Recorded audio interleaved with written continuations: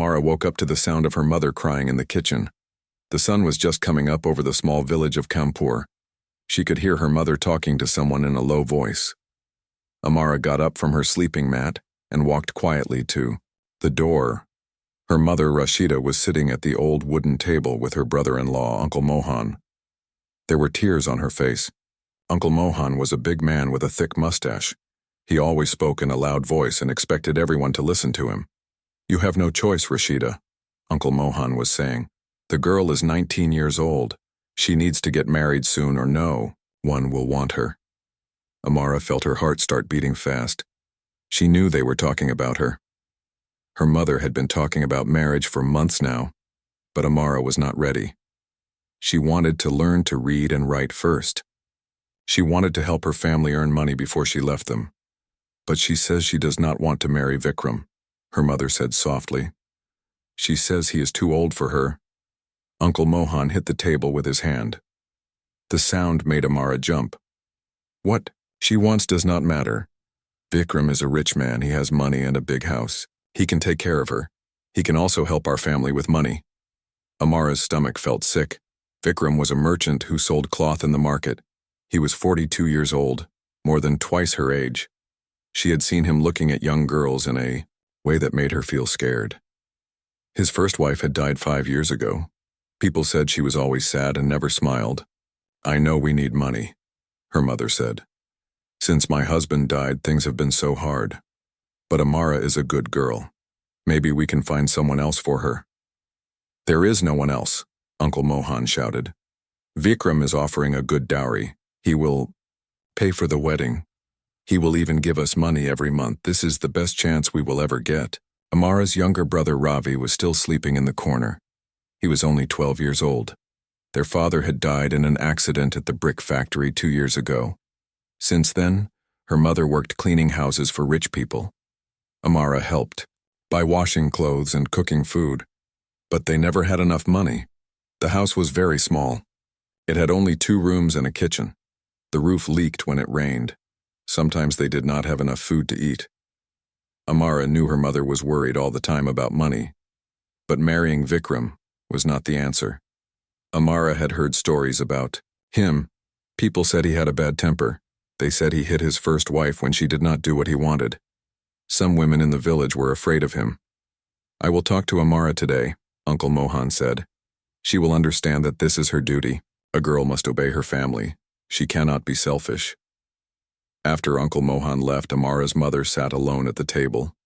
She was still crying. Amara wanted to go to her and say something, but she was afraid. She knew what her mother would say. Later, that morning, Amara was washing clothes by the well when her friend Mira came to talk to her. "I heard Uncle Mohan talking to my father," Mira said quietly. "Is it true? Are you going to marry Vikram?" Amara felt tears in her eyes. "I do not want to marry him, but my mother says we need the money." Mira looked around to make sure no one was listening. "My cousin Priya got married to an old man like that. She lives in the next village now. She is always sad. He does not let her visit her family. He does not let her go anywhere alone." This made Amara feel even more scared. She did not want to live like that. She wanted to have some happiness in her life.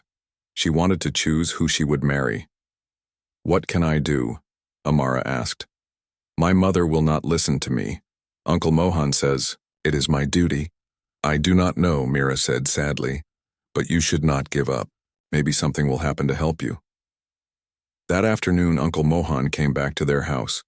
This time he brought his wife, Aunt Kamala, and 2 other village elders. They all sat in the small front room. Amara's mother called her to come and sit with them. Amara's hands were shaking as she sat down on the floor. All the adults were looking at her. She felt very small and scared. "Amara," Uncle Mohan said in his loud voice, "we have something important to tell you. Vikram has asked to marry you. This is a great honor for our family." Amara looked at her mother. Her mother would not look back at her. She was staring at the floor. "You are very lucky," Aunt Kamala said.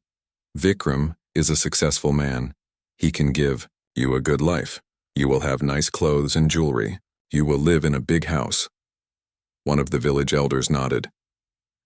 This is a very good match. Your family needs this marriage. You must think about your duty to your mother and brother. Amara took a deep breath.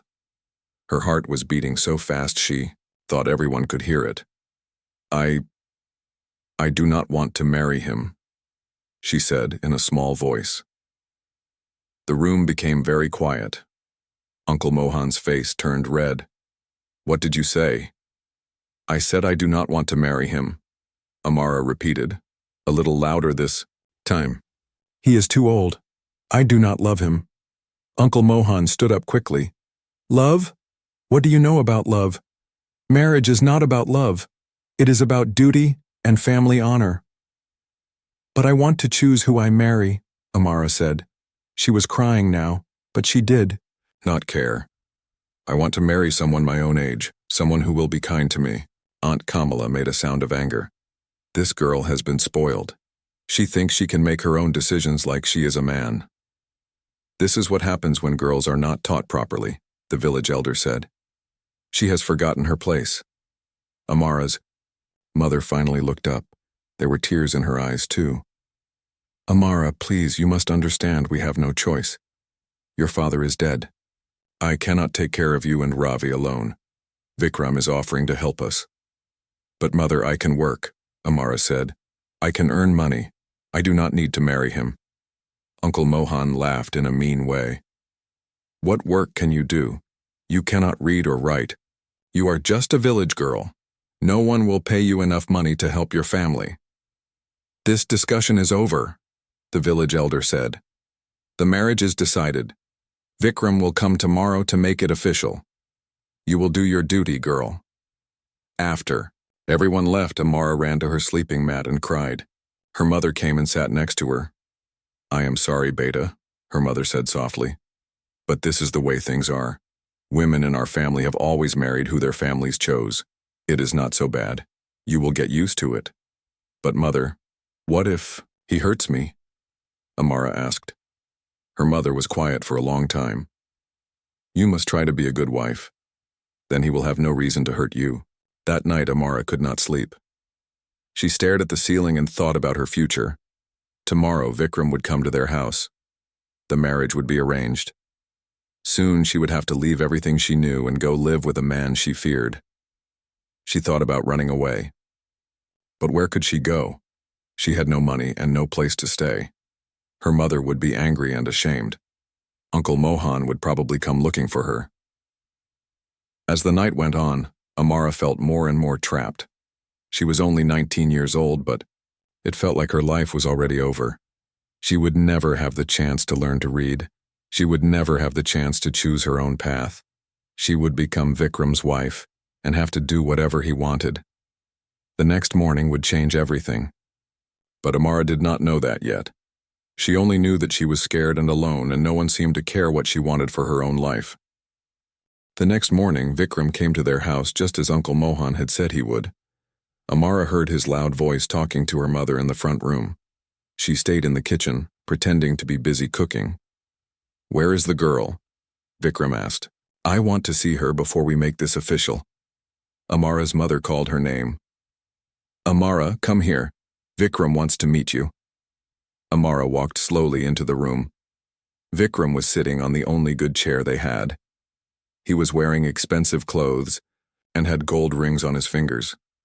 When he saw Amara, he smiled, but it was not a kind smile. It made her feel like he was looking at something he wanted to buy. She is very pretty, Vikram said to her mother, as if Amara was not even there. She will give me many sons.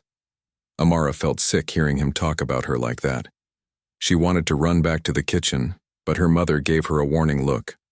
Sir, Amara said quietly, I do not want to get married right now. I am too young. Vikram's smile disappeared. Too young? You are 19. Most girls your age already have children. You should be grateful that I want to marry you. But sir, I want to learn to read first. I want to help my family more before I leave them. Vikram stood up quickly. His face was getting red. Learn to read? What nonsense is this? Women do not need to read. You need to learn to cook and clean and take care of children. That is what wives do. Uncle Mohan, who had been quiet, now spoke up. I told you this girl has strange ideas, but do not worry. We will make sure she understands her duties. After Vikram left, Uncle Mohan stayed to talk to Amara's mother. Amara could hear them in the next room. The girl is being difficult, Uncle Mohan said. You need to be stronger with her. If she keeps acting like this, Vikram might change his mind. What should I do? Amara's mother asked. She has always been a good daughter. She is not being good now, Uncle Mohan said angrily. She is being selfish and stubborn. You need to punish her until she learns to obey. That evening, when Amara served dinner to her family, her mother did not look at her. Ravi, her little brother, seemed confused by the tension in the house. Why is everyone so quiet? Ravi asked. Eat your food, their mother said sharply. After dinner, Amara was washing the dishes when her mother came into the kitchen. Amara, she said, you embarrassed me today in front of Vikram. You made our family look bad. Mother, I just told him how I feel, Amara said. Is that wrong? Her mother's hand moved quickly and slapped Amara across the face. Amara dropped the plate. She was holding it, broke on the floor. Do not talk back to me, her mother shouted. You will marry Vikram and you will be grateful for it. I do not want to hear any more of your complaints. Amara touched her cheek where her mother had hit her. Her mother had never hit her before, not even when she was a small child. Mother, please, Amara said, tears in her eyes. Just listen to me. But her mother had already walked away. The next day, Uncle Mohan came back with Aunt Kamala and another village elder. They wanted to discuss the wedding plans with Amara's mother. They also wanted to talk to Amara again. We have decided, Uncle Mohan announced. The wedding will be in 6 weeks. That gives us time to prepare everything. Amara felt panic rising in her chest. 6 weeks. That was not very long at all. I still do not want to marry him, she said, trying to keep her voice steady.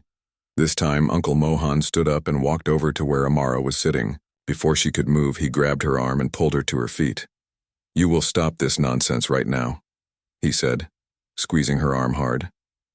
You are bringing shame to this family with your behavior. Let go of me, Amara said, trying to pull away. You are hurting me. Good, Uncle Mohan said. Maybe pain will teach you what words cannot. He pushed her so hard that she fell down. Her elbow hit the floor and started bleeding. Aunt Kamala did not try to help her, she just shook her head. This is what happens when girls are allowed to think they can make their own decisions, Aunt Kamala said. She needs to learn her place. Amara's mother was watching, but she did not help either.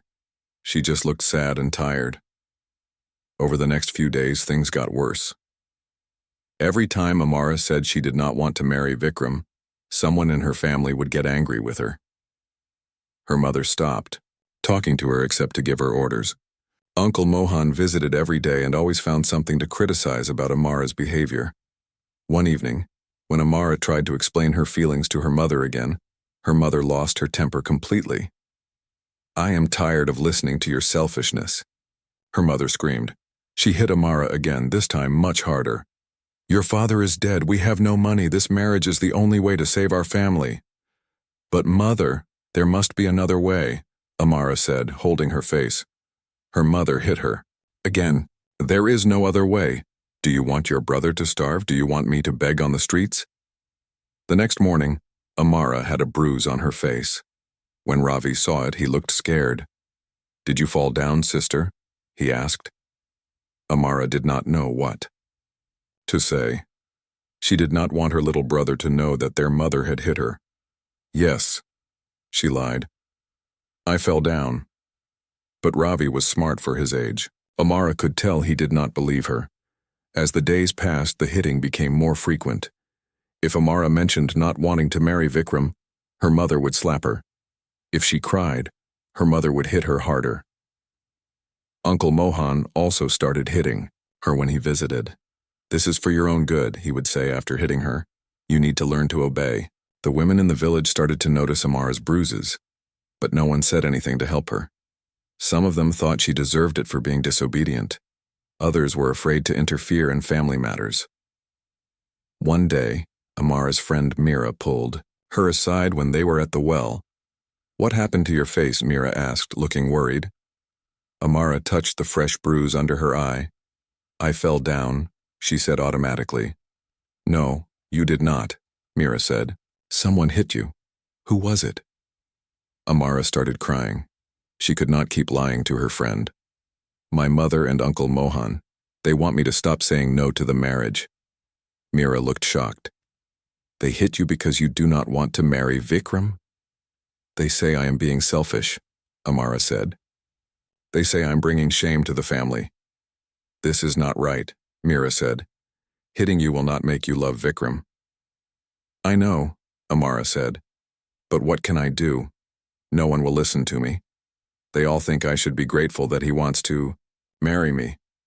Mira looked around to make sure no one was listening. "My aunt lives in the city. She says there are laws now that protect women. She says women cannot be forced to marry someone they do not want." "Really?" Amara asked. This was the first hopeful thing she had heard in weeks. "Yes, but I do not know how to contact anyone who could help," Mira said sadly. That night, Amara lay on her sleeping mat thinking about what Mira had said. Were there really laws that could protect her? If so, why did no one in the village know about them? The next day, Uncle Mohan brought news that made everything worse. "Vikram is getting impatient," he told Amara's mother. "He says if the girl does not start acting properly, he might look for a different wife." This terrified Amara's mother. The thought of losing this marriage arrangement made her panic. "Amara," she said after Uncle Mohan left, "you have to stop this behavior. If Vikram changes his mind, we are finished. No other man will want to marry you after this." "Maybe that would be better," Amara said quietly. Her mother became so angry that she picked up a wooden spoon and hit Amara with it several times. The spoon left marks on Amara's arms and back. "You stupid girl," her mother shouted. "Do you want to be alone forever? Do you want people to say that no man wanted you?" Amara ran outside to escape the hitting. She sat behind their house and cried. Her whole body was sore from being hit so many times. She felt completely alone. When she finally went back inside, her mother was cooking dinner. She did not look at Amara or speak to her. Ravi was doing his schoolwork in the corner. He looked up at Amara with worried eyes but said nothing. That night, Amara could not sleep because her body hurt so much. She realized that things were only going to get worse. Her family was not going to change their minds about the marriage, and they were willing to hurt her to make her agree. She thought about running away again. But where could a 19-year-old girl go with no money and no education? If they found her, the punishment would be even worse.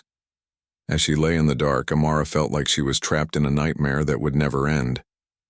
The wedding was getting closer every day, and every day the people who were supposed to love and protect her were hurting her instead. She did not know that her life was about to change in a way she could never imagine. She did not know that someone was about to show her that not everyone in the world believed that women should suffer in silence. But that change was still several days away. For now, she could only endure the pain and hope that somehow things would get better. 3 weeks before the wedding, the hitting became worse than ever.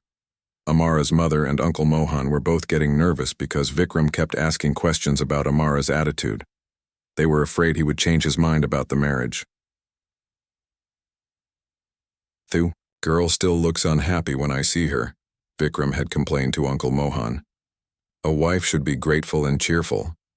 This one acts like she is going to a funeral, not a wedding." So Uncle Mohan decided that Amara needed to be taught a stronger lesson. He brought his 2 grown sons with him to the house that evening. They were big men like their father, and they had mean faces. "We are going to fix this problem once and for all," Uncle Mohan told Amara's mother. "The girl needs to understand that she has no choice in this matter." Amara was in the kitchen when she heard Uncle Mohan arrive with his sons. She felt scared when she heard their loud voices. She tried to stay hidden, but her mother called for her. "Amara, come here right now," her mother said. When Amara walked into the room, Uncle Mohan pointed at her. "Look at her face," he said to his sons. She still looks defiant. She still thinks she can say no to this marriage. We will fix that, said one of his sons. His name was Raman, and he was known in the village for having a bad temper. Please, Amara said quietly. I will try to be better. Just do not hurt me anymore. You have had many chances to be better, Uncle Mohan said, but you keep causing problems. Tonight you will learn what happens to girls who do not obey their families. What happened next was the worst beating Amara had ever received. Uncle Mohan and his sons took turns hitting her while her mother watched. They used their hands and a wooden stick. They hit her arms, her back, and her legs. They were careful not to hit her face too much because they did not want Vikram to see too many bruises. This is what you get for being stubborn, Raman said, as he hit her with the stick. This is what you get for thinking you are better than other girls. Amara fell to the floor and tried to protect herself with her arms. But there were 3 of them and they kept hitting her. Her little brother Ravi was crying in the corner, but no one paid attention to him. Please stop, Amara begged. Please, I will do whatever you want. Will you marry Vikram without any more complaints? Uncle Mohan asked. Yes, Amara said, though she did not mean it. She just wanted them to stop hitting her. Will you smile when you see him? Will you act grateful and happy? Yes, Amara said again. Finally, they stopped hitting her. Amara lay on the floor crying and shaking. Her whole body felt like it was on fire with pain. Remember this feeling, Uncle Mohan said as he prepared to leave. If you cause any more problems, we will do this again, and next time it will be worse. After they left, Amara's mother helped her to her sleeping mat, but she did not seem sorry for what had happened. Hope you learned your lesson, her mother said. I do not want to see you get hurt again, but you brought this on yourself. That night, Amara could not move without pain shooting through her body. She could not lie on her back because of the bruises. She could not lie on her side because her ribs hurt. She spent the whole night awake trying to find a position that did not hurt. The next morning, Amara could barely get up. Her mother expected her to do her normal work, but every movement was agony. When she tried to carry water from the well, she dropped the bucket because her arms were too weak.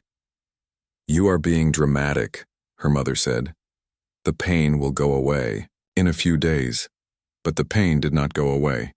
For 3 days, Amara moved like an old woman. She had bruises all over her body that turned purple and black. Some of them were so bad that the skin was broken and bleeding.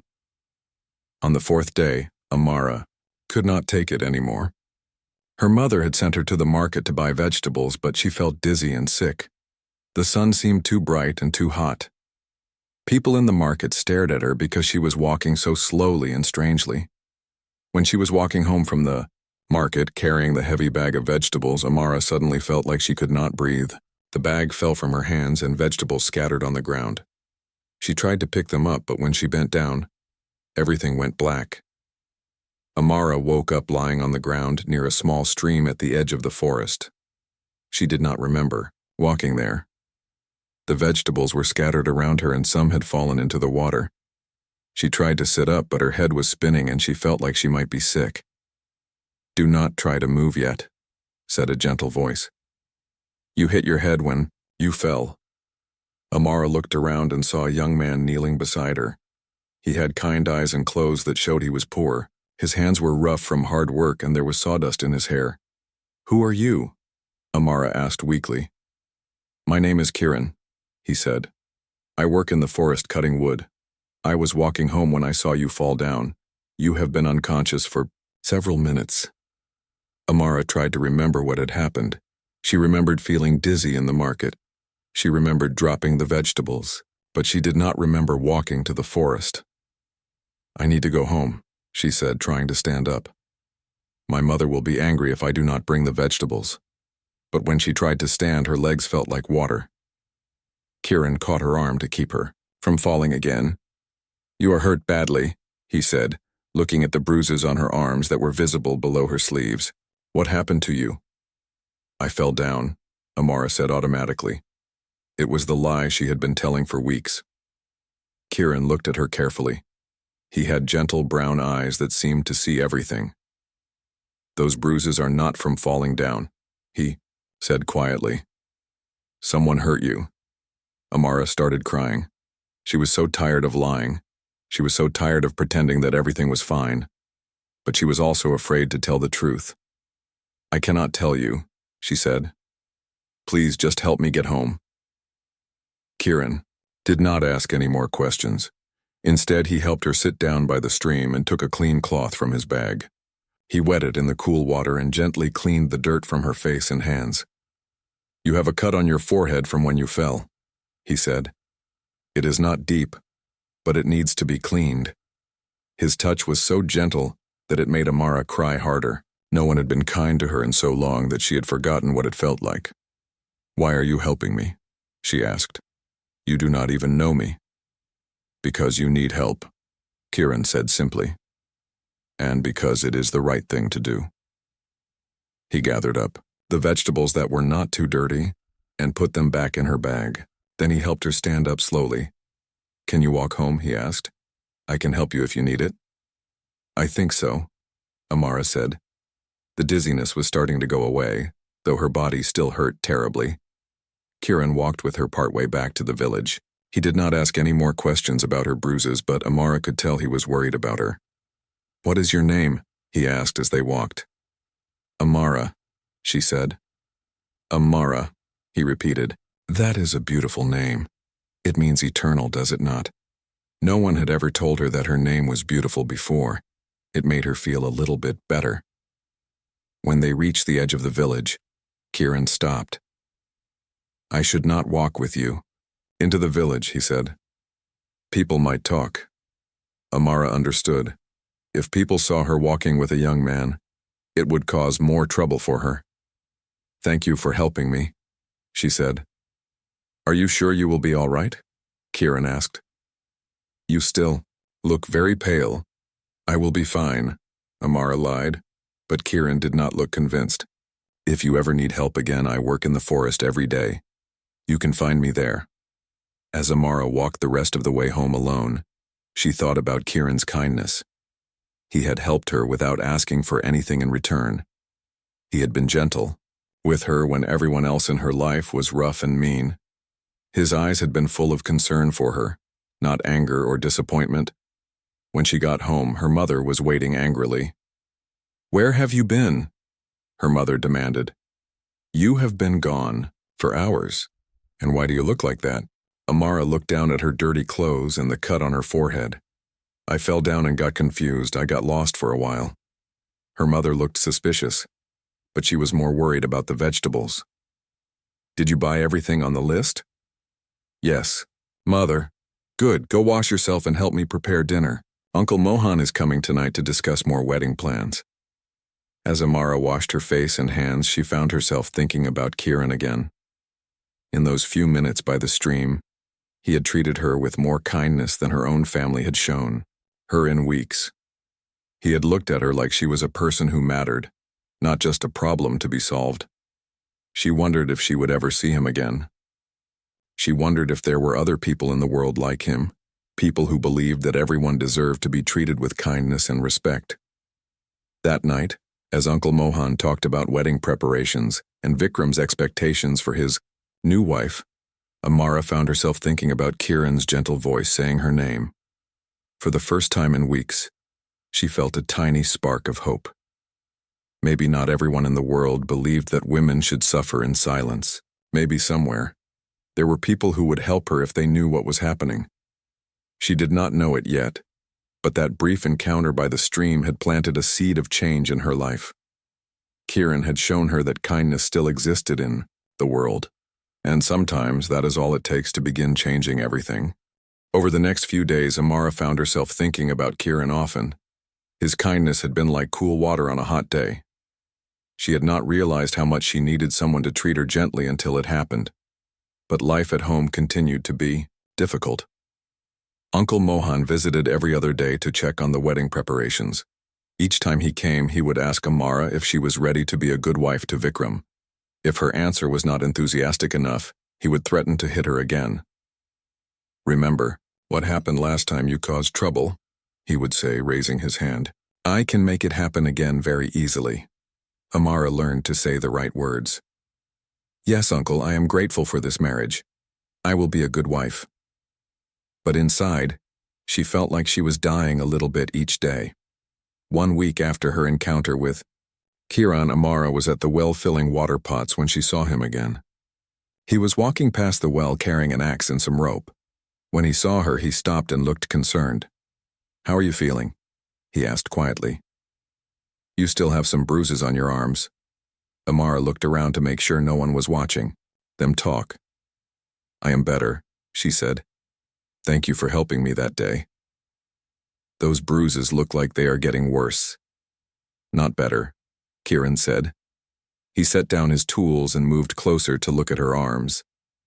And you have new ones. It was true.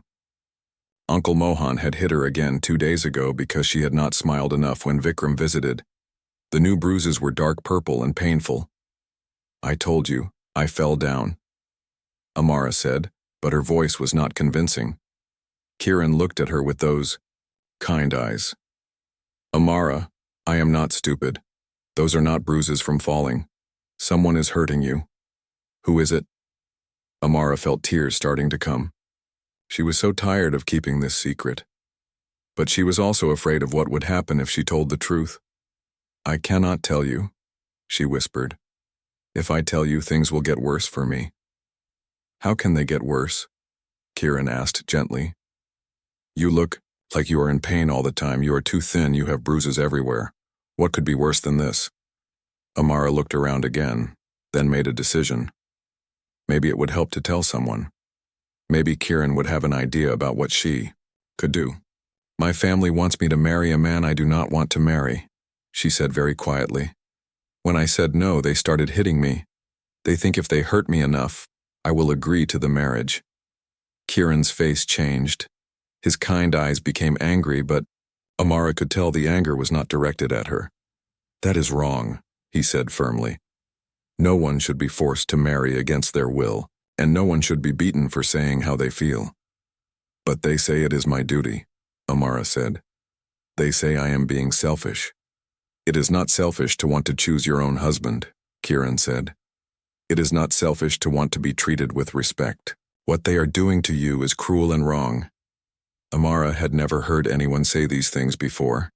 In her village, everyone believed that parents and elders had the right to choose marriages for young women. Everyone believed that women should obey without question. But what can I do, she asked. I have nowhere to go, no money, no education. If I run away, they will find me and bring me back. Then the punishment will be even worse. Kiran was quiet for a moment, thinking. I do not know yet, he said honestly. But there must be something. No one should have to live like this. A woman, walking past the well, gave them a curious look. Amara quickly picked up her water pots. I have to go, she said. If someone sees us talking, they will tell my family. Wait, Kiran said. He reached into his bag and pulled out a small cloth bundle. Take this. What is it? Amara asked. Some herbs, he said. My grandmother taught me about healing plants. These will help with the pain and make the bruises heal faster. Make tea with them when no one is watching. Amara took the small bundle and hid it in her water pot. Thank you, she said. But why are you helping me? You do not even know me. Because you are a human being, Kiran said simply, and human beings should help each other when they can. Over the next 2 weeks, Amara began to see Kiran regularly. It was not planned. They would just happen to be in the same places at the same time. When she was washing clothes at the stream, he would be working nearby in the forest. When she was walking to the market, he would be returning from selling wood in the village. Each time they saw each other, Kiran would ask how she was feeling. He would look at her bruises and ask if the herbs were helping. He would share his food with her if he had any extra. Most importantly, he would listen to her. Slowly, Amara began to tell him more about her situation. She told him about her father's death and her family's money problems. She told him about Vikram and how afraid she was of him. She told him about Uncle Mohan's threats and her mother's coldness. Kiran listened to everything without judging her. He never said that she should just accept her fate. He never said that her family knew what was best for her. Instead, he would say things like, "You are brave for standing up for yourself. Your feelings matter. You deserve to be happy. There's nothing wrong with wanting to choose your own life." These words were like medicine for Amara's wounded spirit. For so long, everyone had told her that her wishes did not matter. Everyone had told her that she was being selfish and wrong. But Kieran saw things differently. One day, when Amara had fresh bruises from another beating, Kieran became very upset. "This has to stop," he said. "No one has the right to hurt you like this." "But what can I do?" Amara asked. "In 2 weeks I will be married to Vikram. Then I will be his property and no one can help me." "You are not property," Kieran said firmly. "You are a person. You have rights." "What rights?" Amara asked bitterly. "I am a woman in a poor village. I have no rights." "You have the right to be safe," Kieran said. "You have the right to choose who you marry. These are basic human rights. Just because people in this village do not respect them does not mean they do not exist." Amara stared at him. "How do you know about these things? You are just a woodcutter." Kieran smiled sadly. "I may be poor, but I am not ignorant. I went to school for a few years when I was young. I can read a little. I have heard about laws that protect women. I have heard about organizations that help people in situations like yours." "Organizations?" Amara asked. This was the second time someone had mentioned such things to her. Her friend Mira had said something similar. "Yes," Kieran said. "There are people who work to help women who are being abused or forced into marriage. They are usually in the cities, but sometimes they come to villages too." "How can I contact them?" Amara asked, feeling a spark of hope. "I do not know exactly," Kieran admitted, "but I am going to find out. There must be someone who can help you." That evening, Kieran did not go home to his small hut as usual. Instead, he walked to the next village where there was a small medical clinic. He had heard that sometimes social workers visited the clinic to talk to people about their problems. The clinic was run by a nurse named Mrs. Sharma. She was an older woman who had seen many difficult cases over the years. When Kieran explained why he was there, she listened carefully. "You are right that there are organizations that help women in abusive situations," Mrs. Sharma said. "There are also laws that protect women from forced marriage. But reaching these organizations can be difficult from a small village like yours." "What can be done?" Kieran asked. Mrs. Sharma thought for a moment. "There is a women's rights lawyer who comes to our district once a month. Her name is Priya Sharma. She holds meetings for women who need help with legal problems. Her next visit is in 10 days. Can this lawyer help someone who is being forced into marriage?" Kieran asked. "Yes," Mrs. Sharma said. "That is exactly the kind of case she handles. But the woman would have to be brave enough to ask for help, and she would have to be prepared for her family to be very angry." Kieran thanked Mrs. Sharma and walked home through the dark forest. He felt hopeful for the first time in weeks. There was help available for Amara. The question was whether she would be brave enough to take it. The next day, when Kieran saw Amara at the stream, he told her what he had learned. "A lawyer?" Amara asked, her eyes wide. "A real lawyer who helps women?" "Yes," Kieran said. "Her name is Priya Sharma. She will be at the clinic in neighboring village in 9 days. Mrs. Sharma says she can help women who are being forced to marry." Amara felt excited and terrified at the same time. "But what would happen to my family if I talked to a lawyer?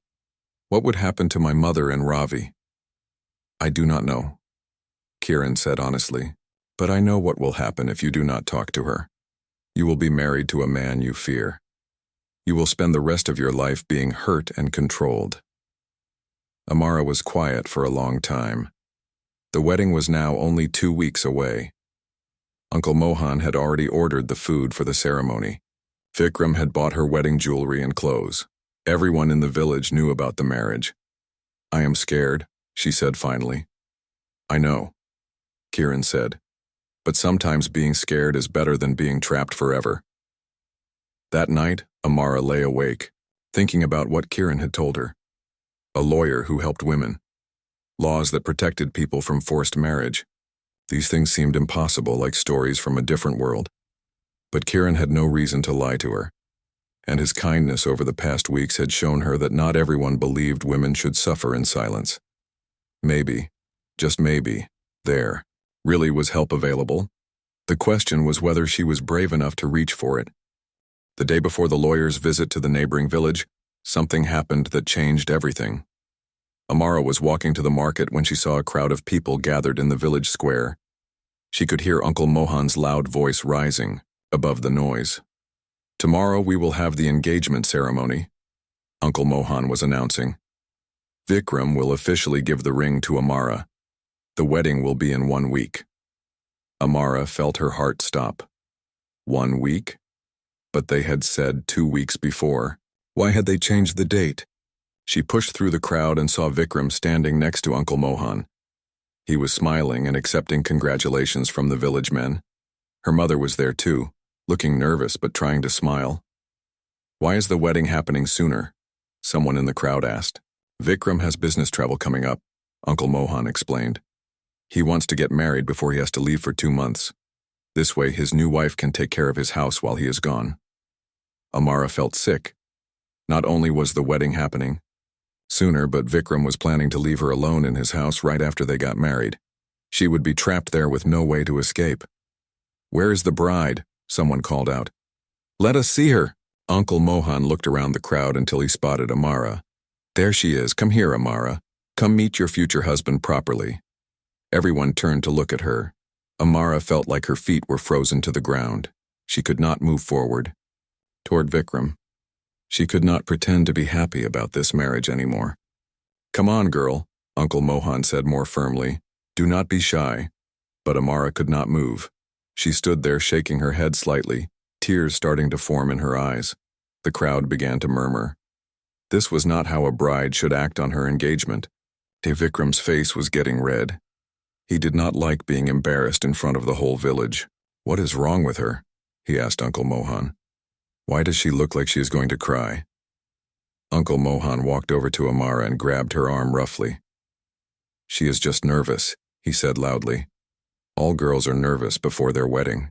But, as he pulled her toward Vikram, Amara found her voice. "No," she said, not very loudly, but loud enough for people nearby to hear. "I do not want to do this." The crowd fell silent. Uncle Mohan's grip on her arm tightened. "You are just scared," he said through gritted teeth. "Come and receive your engagement ring." "No," Amara said louder.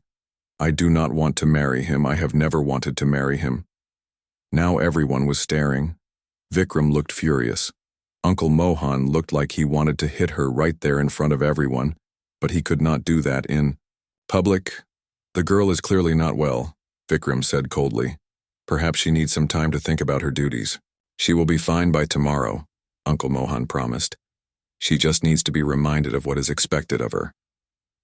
But before Uncle Mohan could drag Amara away, a voice spoke up from the edge of the crowd. "Wait," the voice said. "Let her speak for herself." Everyone turned to see who had spoken. It was Kieran. He was still wearing his work clothes and had sawdust in his hair, but he walked forward with confidence. "Who are you?"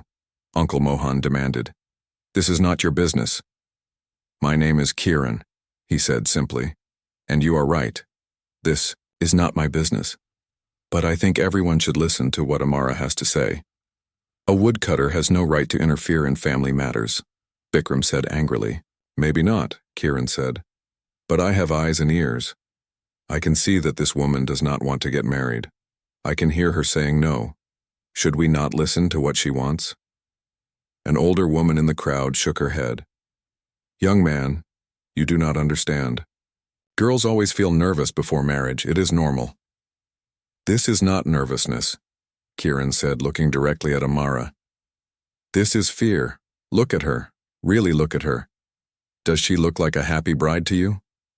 Some people in the crowd began to look at Amara more carefully. They could see the fear in her eyes. They could see the bruises on her arms that she had not been able to hide completely. Even if she is afraid, it does not matter, said one of the village elders. Her family has already agreed to this marriage. A girl's feelings do not change. That? Why not? Kieran asked. The question was so simple that it surprised everyone. Because that is not how things are done, the elder said. But why? Kieran asked again. Why should a woman have to marry someone she does not want to marry? Why should her feelings not matter? Uncle Mohan had heard enough. You are filling people's heads with nonsense, he said. This is how marriages have always been arranged. Parents choose the best husband for their daughter. The girl learns to be happy with their choice. But what if she never learns to be happy? Kieran asked. What if she spends her whole life miserable? Is that fair? Life is not about being happy, Vikram said harshly. Life is about duty and obligation. Women especially must learn this. Kieran turned to face Vikram directly. And what about your duty? What about your obligation to treat your wife with kindness and respect? What about her right to feel safe in her own home? Vikram's eyes flashed with anger. How dare you question me? I'm a respected businessman in this village. You are nothing but a poor woodcutter. You are right, Kieran said calmly. I am poor. I am just a woodcutter. But that does not mean I am wrong. Rich or poor, we all know the difference between right and wrong. And forcing a woman to marry against her will is wrong. Says who? Uncle Mohan demanded. Says the law, Kieran said. This surprised everyone, including Amara. There are laws now that protect women from forced marriage. There are laws that say women have the right to choose their own husbands. What laws? The village elder asked suspiciously. I do not know the exact names of all the laws, Kieran admitted. But I know they exist. And I know there are people who can help women who are being forced into marriage. You are talking nonsense, Uncle Mohan said. There are no such laws. Then why are you so afraid to let Amara speak to a lawyer? Kieran asked. This question hit like lightning. Uncle Mohan's face turned pale, then red. We are not afraid of anything, he said. But we will not let some outsider fill this girl's head with lies. What lies? Kieran asked. The lie that she deserves to be treated with respect? The lie that she has the right to choose her own husband? The lie that marriage should be based on love and mutual respect instead of fear and force? More people in the crowd were starting to look uncomfortable. Some of them had daughters. Some of them remembered their own arranged marriages and how scared they had been. A young woman near the back of the crowd spoke up. He has a point. Why should girls have to marry men they are afraid of? Because that is tradition, Uncle Mohan said firmly. And tradition is not wrong just because some people do not like it. But traditions can change, Kieran said. Bad traditions should change. We do not do many things our grandparents did because we learned they were wrong. Maybe it is time to change this tradition too. Vikram had heard enough. I will not stand here and listen to this disrespect, he said. If this girl does not want to marry me, then I will find someone else. Someone who appreciates what I have to offer. He turned to leave, but Uncle Mohan grabbed his arm. Wait. Do not let this fool ruin everything. The girl will marry you, I promise. How can you promise that? Vikram asked. She just said in front of everyone that she does not want to marry me. She is confused, Uncle Mohan said desperately. She will change her mind. No, I will not, Amara said suddenly. Her voice was stronger now. Kieran's words had given her courage. I will never change my mind. I do not want to marry him. I have never wanted to marry him. And no one should be able to force me to do it. The crowd was completely silent now. No one had ever seen a young woman speak so boldly to her elders in public. Vikram looked at Amara with disgust. Fine, he said. I do not want a wife who will fight me every day anyway. This engagement is cancelled. He walked away, pushing through the crowd. Several men followed him, probably to try to change his mind. Uncle Mohan was furious. Look what you have done, he shouted at Kieran. You have ruined this girl's only chance at a good marriage. I have not ruined anything, Kieran said. I have helped her avoid a terrible mistake. You stupid boy, Uncle Mohan said. Do you think you can take care of her? Do you think you can provide for her family? You have nothing to offer. You are right, Kiran said. I cannot provide much money, but I can offer something that Vikram never could. What is that? Uncle Mohan asked mockingly. Respect, Kiran said simply. I can offer her respect and kindness and the right to make her own choices. Amara looked at Kiran with wonder. No one had ever stood up for her like this before. No one had ever risked their own safety to defend her rights. Uncle Mohan turned to the crowd. You see what happens when we let outsiders interfere in our traditions? Now this girl will never find a husband. She will be alone forever. Maybe being alone is better than being trapped in a loveless marriage, said the young woman who had spoken before. Maybe some of us need to think about whether our traditions are really helping our daughters or hurting them, said another voice. Uncle Mohan realized he was losing control of the situation. This discussion is over, he announced. Everyone go home. But as the crowd began to break up, people were still talking. Some were angry at Kiran for interfering. Others were thoughtful about what he had said. A few women looked at Amara with sympathy and understanding. As soon as they got home, Amara's mother shut the door and turned on her with fury that was worse than anything Amara had ever seen. What have you done? Her mother screamed. What have you done to our family? Before Amara could answer, her mother slapped her so hard that she fell to the floor. You have destroyed everything. Vikram was our only hope and now he is gone. Mother, please listen. Amara began, but her mother hit her again. Do not speak, her mother shouted. You have said enough for one day. You have brought shame on our entire family in front of the whole village. Little Ravi was cowering in the corner, crying. He had never seen his mother so angry. Amara tried to crawl toward him to comfort him, but her mother grabbed her hair and pulled her back. You will stay away from your brother, her mother said. I do not want you filling his head with the same nonsense that woodcutter filled yours. Kiran was only trying to help, Amara said. Help? Her mother laughed bitterly. Help destroy our family? Help make sure we starve on the streets? That is the kind of help we got from your woodcutter friend. Within an hour, Uncle Mohan arrived, with his 2 sons and several other men from the village. Their faces were dark with anger. Uncle Mohan did not even speak to Amara at first. He went straight to her mother. The girl has brought shame on our entire family, he said. Everyone in the village is talking about what happened. Some people are even saying that maybe she was right to refuse the marriage. That cannot happen, said one of the other men. If young women start thinking they can choose their own husbands, it will destroy our whole way of life. Exactly, Uncle Mohan said. This girl's rebellion must be stopped before it spreads to other families. What are you going to do? Amara's mother asked nervously. First, we are going to deal with the girl, Uncle Mohan said, looking at Amara with cold eyes. She needs to understand the consequences of her actions. And then? Her mother asked. Then we are going to deal with the woodcutter who caused this problem, Uncle Mohan said. He needs to learn that outsiders cannot interfere in our village. Matters. Amara felt fear creep up her spine. What are you going to do to Kiran? She asked.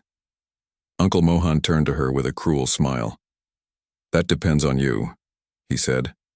If you agree to apologize to Vikram and beg him to marry you, maybe we will leave your woodcutter friend alone. But Vikram already said he does not want to marry me, Amara said.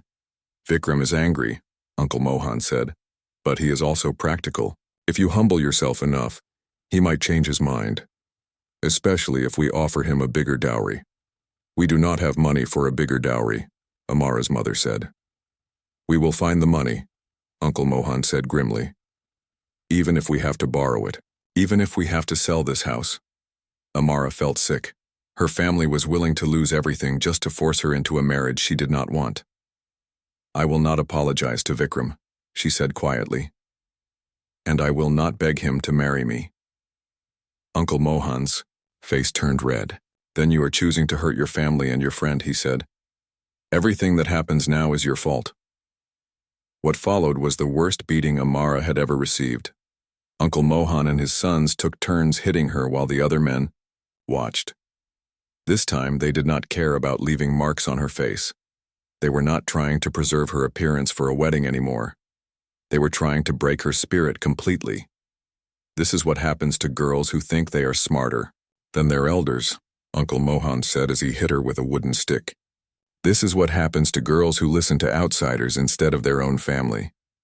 Amara tried to protect herself, but there were too many of them. When she fell to the floor, they kicked her. When she tried to crawl away, they dragged her back. Please, stop, she begged. Please, I will do anything you want. Will you apologize to Vikram? Uncle Mohan asked, pausing in his beating.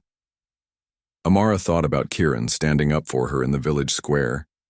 She thought about his words about respect and kindness and the right to choose. Even through her pain, she found the strength to answer, "No," she whispered. The beating continued for what felt like hours. When it finally stopped, Amara could barely move. She lay on the floor, bleeding and broken, while Uncle Mohan made plans for revenge. "Tomorrow, we will deal with the woodcutter," he said to his sons. "We will teach him what happens when poor men try to interfere with their betters." "What are you going to do to him?" one of the sons asked. "We will start by making sure he cannot work," Uncle Mohan said. "No one in this village or any nearby village will buy wood from him. We will tell everyone that he is a troublemaker who destroys families." "And if that does not work?" the son asked. Uncle Mohan smiled coldly. "Then we will use other methods. A man who lives alone in the forest can have many accidents." After the men left, Amara's mother helped her to her sleeping mat. But she was not gentle or kind. She was still angry. "I hope you are satisfied," her mother said. "You have destroyed our family for nothing. And now you have put that foolish woodcutter in danger too." Amara wanted to tell her mother that Kiran was not foolish. She wanted to explain that he was the only person who had treated her with kindness and respect. But she was too weak and hurt to speak. That night, Amara lay awake worrying about Kiran. Uncle Mohan was a powerful man in the village. He had many friends and relatives. If he decided to destroy Kiran's livelihood, he could probably do it. And if he decided to hurt Kiran physically, there would be no one to stop him. The next morning, Amara could barely get up. Her whole body was covered in bruises and cuts. Some of her ribs might have been broken. But she knew she had to warn Kiran about what Uncle Mohan was planning. When her mother went to the market and took Ravi with her, Amara struggled to her feet. Every step was agony, but she forced herself to walk toward the forest where Kiran worked. She found him cutting wood near the stream where they had first met. When he saw her, he dropped his axe and ran to her. "What happened to you?" he asked, his face full of horror. "You look terrible." "Uncle Mohan and his sons beat me last night," Amara said weakly. "Because of what happened in the village square." Kiran's hands were shaking as he helped her sit down by the stream. "This is my fault," he said. "I should not have interfered. I made things worse for you." "No," Amara said firmly, despite her pain. "You did the right thing. You showed me that I do not have to accept being treated badly. You showed me that someone cares about what happens to me. But look what it cost you," Kiran said, tears in his eyes. "They hurt you so badly." "They would have hurt me anyway," Amara said. "At least now it is for standing up for myself instead of for being weak." Kiran gently cleaned some of her cuts, with water from the stream. His touch was careful and kind, so different from the rough hands that had hurt her the night before. "There is something else," Amara said. "Uncle Mohan is planning to hurt you too. He is going to tell everyone not to buy wood from you. And if that does not work, he might try to hurt you physically." Kiran was quiet for a moment. "I am not surprised," he said. "I knew there would be consequences for what I did." "Why did you do it?" Amara asked. "Why did you risk everything to help me?" Kiran looked at her with those kind eyes that had given her so much comfort over the past weeks. "Because I could not stand by and watch injustice happen," he said. "Because I believe that every person deserves to be treated with dignity. And because—" He paused, looking embarrassed. "Because what?" Amara asked. "Because I care about you," he said quietly. "Not in the way that Vikram wanted to own you, but in the way that one human being should care about another." I want you to be safe and happy. I want you to have the chance to choose your own life." Amara felt tears in her eyes, but they were not tears of pain. They were tears of gratitude and something else she had never felt before, the feeling of being truly valued by another person. "What are you going to do now?" she asked. "Will you leave the village?" "I do not know," Kiran said honestly. "I do not have much money saved. And if Uncle Mohan spreads word to other villages, I might not be able to find work anywhere in this area." "I am sorry," Amara said. "This is all because of me." "No," Kiran said firmly. "This is because some people believe that might makes right. This is because some people believe that tradition is more important than human happiness. But traditions can change, Amara. People can learn to be better."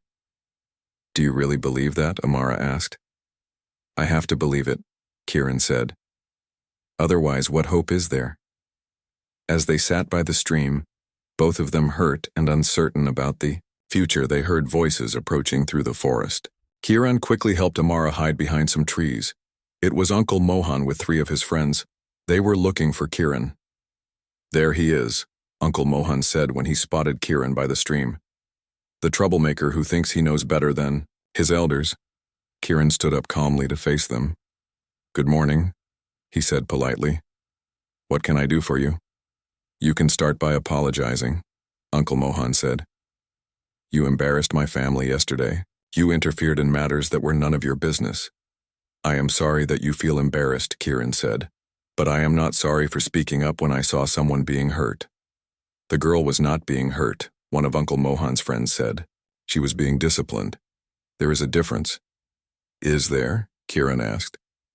"She was covered in bruises. She was terrified. She was being forced to marry someone against her will." 2 days after Uncle Mohan's threats, Amara made a decision that would change her life forever. Despite her injuries and her family's anger, she was going to try to reach the lawyer that Kiran had told her about. The problem was that the neighboring village was a 2-hour walk away, and Amara could barely walk to the well without pain. Her ribs hurt with every step, and her legs were weak from the beating. But she knew this might be her only chance.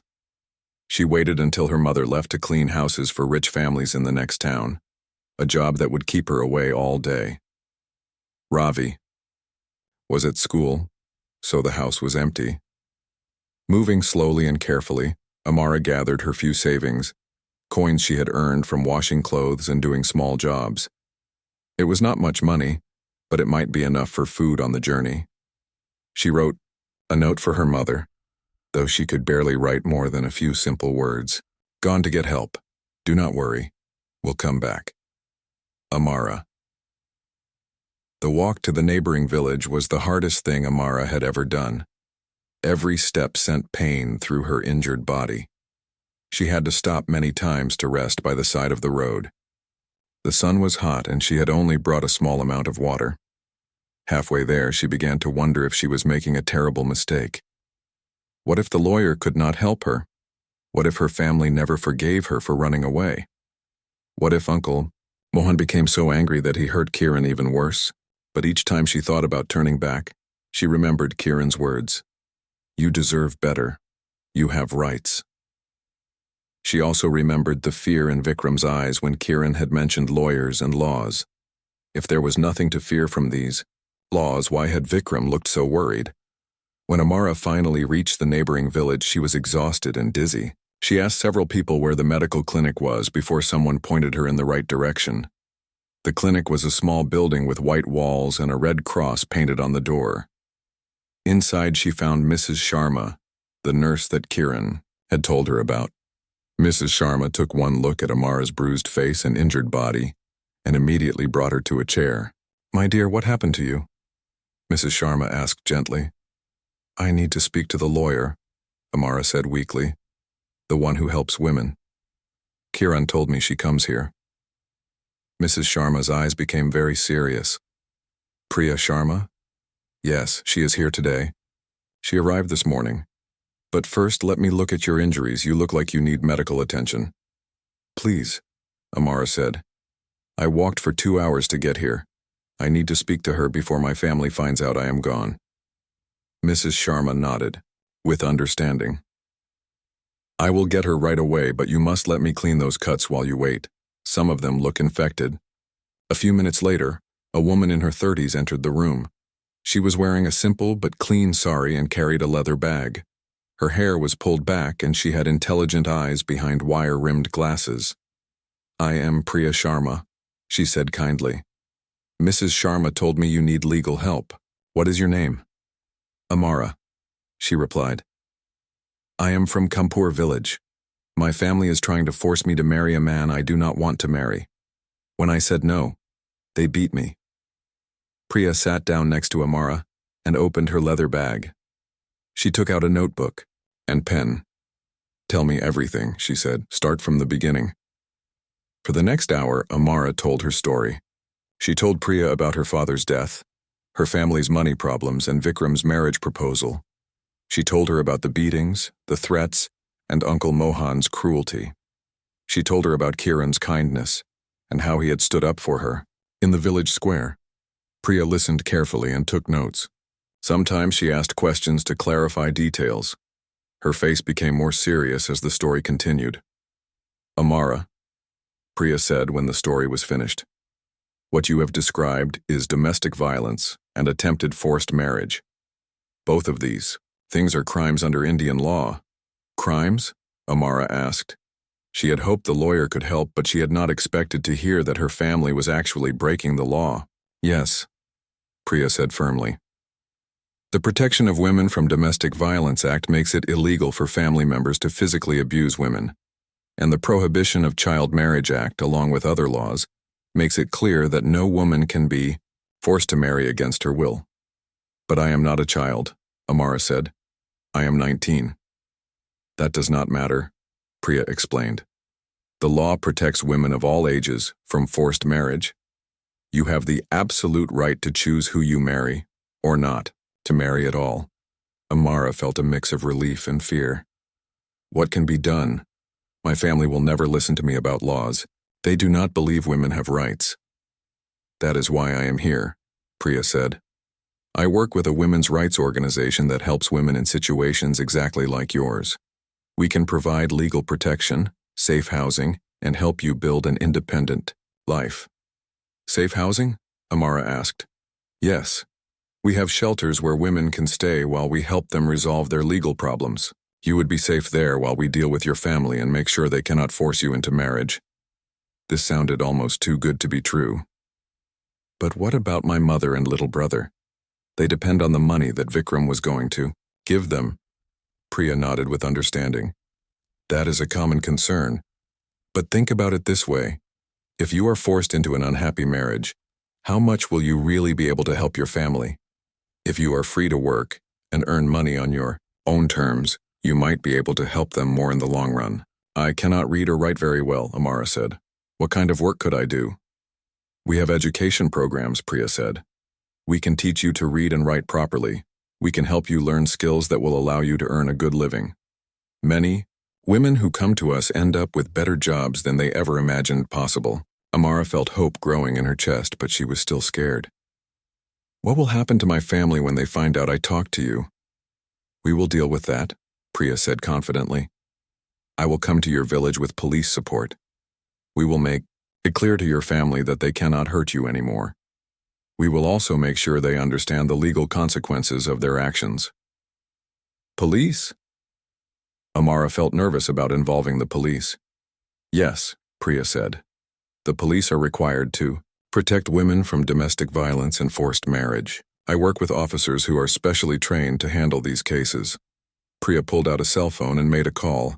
She spoke quietly for several minutes, then hung up. I have contacted my team, she said. We can go to your village this afternoon. Are you ready to take this step? Amara thought about everything that had happened over the past few months. She thought about the beatings, the threats, and the fear. She thought about Kiran's courage in standing up for her. She thought about spending the rest of her life married to Vikram, always afraid and always controlled. Yes, she said quietly. I am ready. Good, Priya said. But I want you to understand what this means. Once we take legal action, there is no going back. Your family will be very angry. Some people in your village will be angry too. Are you prepared for that? I do not think they can be angrier than they already are, Amara said. Priya smiled. You are braver than you know. Now, let us prepare for what comes next. 2 hours later, Priya returned to the clinic with 2 police officers, 1 man and 1 woman. The female officer introduced herself as Inspector Kavitha. We are here to help you, Inspector Kavitha said kindly. We have dealt with many cases like yours. You are doing the right thing by asking for help.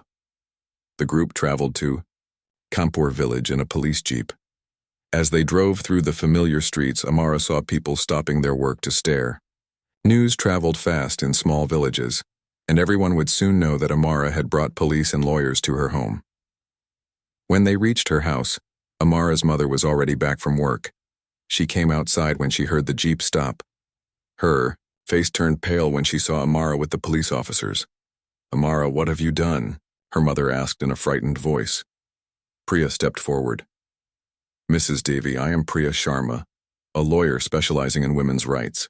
We need to talk to you about your daughter's situation. There is no situation, Amara's mother said quickly. This is a family matter. Domestic violence is not a family matter, Inspector Kavitha said firmly. It is a crime, and we have evidence that crimes have been committed in this house. By now, a crowd was gathering. Uncle Mohan arrived within minutes along with several other village men. When he saw the police officers, his face became very red. What is the meaning of this?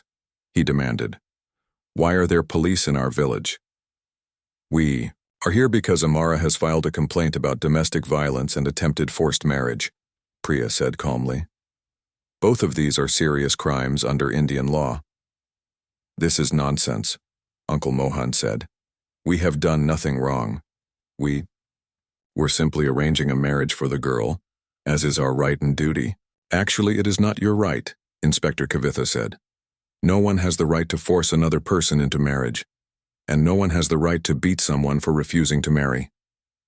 Show them, Priya said quietly to Amara.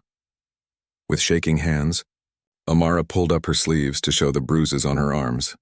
She lifted her shirt slightly to show the bruises on her back. The crowd gasped when they saw the extent of her injuries. This is what happens when a woman says she does not want to get married, Priya said to the crowd. This is what some people call family discipline, but the law calls it assault. Some people in the crowd looked shocked. 6 months had passed since the day Priya Sharma and the police officers had taken Amara away from Kanpur village. It felt like a lifetime ago, but it also felt like yesterday. So much had changed that sometimes Amara could hardly believe it. Was the same person who had once been too scared to speak up for herself. She was living now in a women's shelter in the district town. It was not a big place, but it was clean and safe. There were 12 other women there, all with their own stories of abuse and struggle. Some were older than Amara, some were younger, some had children with them. But they all had one thing in common. They had found the courage to ask for help. The first few weeks at the shelter had been difficult for Amara. She missed her little brother Ravi terribly. She worried about her mother. She felt guilty for leaving her family, even though she knew she had done the right thing. At night, she would sometimes cry herself to sleep, wondering if she had made a terrible mistake. But slowly, things got better. Priya visited regularly to check on her progress and help with legal matters. The other women at the shelter became like sisters to her. And most importantly, Amara began to learn. Every morning, she attended reading and writing classes taught by a volunteer teacher named Mrs. Gupta. Mrs. Gupta was patient and kind, and she helped Amara understand that learning was not just about memorizing words. It was about opening doors to new possibilities. Education is freedom, Mrs. Gupta would say. When you can read and write well, you can work any job you want. You can understand your rights. You can help other people learn theirs. In the afternoons, Amara learned practical skills like typing on a computer, basic accounting, and how to speak confidently in public. She also attended workshops about women's rights and the law. She learned that what had happened to her was not unusual. Many women faced forced marriage and domestic violence. But she also learned that more and more women were fighting back and winning. The most surprising thing was that Amara was good at learning. She had always thought she was not smart because she could not read well, but now she discovered that she had a quick mind and a good memory. Within 3 months, she could read simple books. Within 4 months, she could write letters. By the 6th month, she was helping other women at the shelter with their own reading lessons. "You have a gift for teaching," Mrs. Gupta told her one day. "Have you ever thought about becoming a teacher yourself?" The idea had never occurred to Amara. "Could I really do that?" she asked. "With more education, yes," Mrs. Gupta said. "There are programs for women like you, women who started their education late but have a lot of determination. You could get your high school certificate and then go to teacher training college." The possibility of becoming a teacher filled Amara with excitement. She imagined herself standing in front of a classroom, helping young girls learn to read and write. She imagined teaching them not just about books but about their rights and their worth as human beings. But there were still legal matters to resolve. 3 weeks after Amara had left the village, Uncle Mohan had been arrested for assault. He spent 2 weeks in jail before being released on bail. The experience had apparently frightened him very much, because he had not caused any more trouble since then.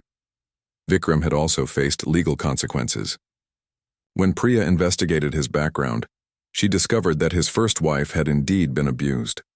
Several women came forward to testify about his violent behavior. He was charged with domestic violence and was facing serious jail time.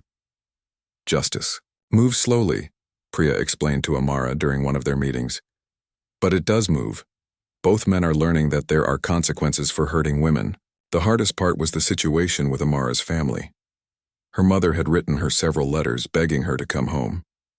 The letters were sad and desperate, but they also showed that her mother still did not fully understand why Amara had left. "I know we made mistakes," her mother had written in the most recent letter. "But you are my daughter. Your place is with your family. We can find you a different husband, someone younger and kinder." Reading these letters made Amara's heart ache. Her mother still thought the problem was finding a better husband, not that Amara should have the right to choose for herself. But there was good news too. Ravi had been writing to her secretly with help from their school teacher. His letters were full of love and pride. "Everyone in the village is talking about what you did," he wrote. "Some people are angry, but some people say you were brave.